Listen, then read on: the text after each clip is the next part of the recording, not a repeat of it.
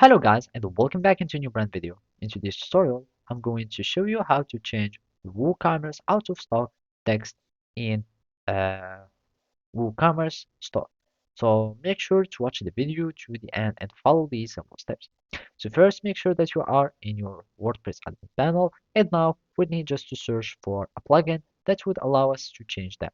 And also you can do that using your website editor, for example, Elementor that allows you to change every aspect of your page, or if you have some other plugins or other themes that have a customizer or site builder, you can do it. So for the plugins, you can simply just type out of stock and you will have many plugins that would uh, add these features of controlling the out of stock messages and your stocking, etc. So as you can see, there is already these swatches, for example, for your product, but what we want is to have the out of stock message manager for WooCommerce.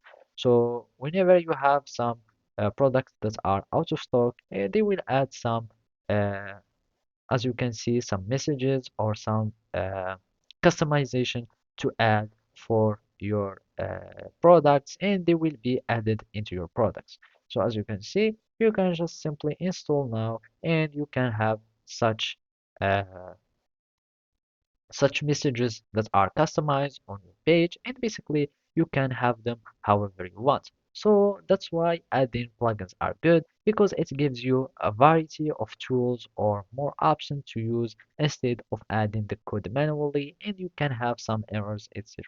So simply you will need just to click on install now, and you will need just to click on activate after that, and you will start having your plugins here in the menu.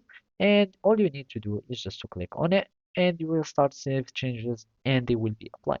So basically that's it. Thank you for watching and see you next time.